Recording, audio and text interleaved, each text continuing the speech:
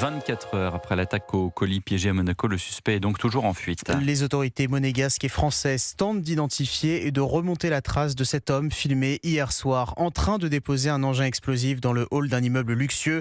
Peu avant cette explosion qui a fait 3 blessés, l'oligarque ukrainien Vadim Ermolaïev, sa femme et son fils de 13 ans. La piste terroriste est écartée et les habitants du Rocher refusent de céder à la panique. Le reportage du correspondant d'Europe 1 sur la Côte d'Azur, Frédéric Michel.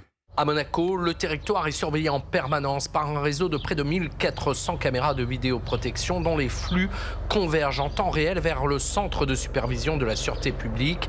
L'explosion qui a visé une famille ukrainienne hier étonne plus qu'elle n'inquiète. Pas effrayé du tout, non. Ça ne changera rien. On vit en toute tranquillité. C'est dans un immeuble, donc c'est pas dans une gare, dans un lieu public, voilà. Une information judiciaire pour tentative d'assassinat devrait être ouverte dans les prochaines heures.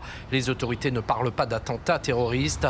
Marie-Claude vit depuis plusieurs dizaines d'années en principauté. Ce n'est pas quelque chose qui semble laissé au hasard, à cet endroit-là, à cette heure-là. Je pense que ce sont des gens qui sont des professionnels du crime. De nationalité grecque, ce résident monégasque avoue sa stupeur. Première fois que ceci arrive à Monaco, et vraiment on est choqués d'apprendre ça. C'est vraiment désolant.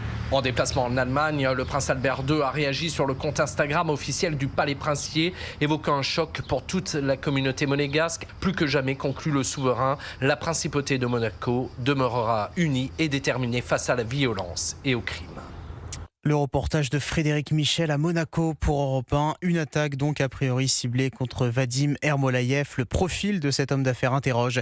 Il fait l'objet de sanctions décidées par son pays d'origine, l'Ukraine, en raison de ses liens économiques avec la péninsule de Crimée occupée par la Russie. Kiev n'a pas encore réagi.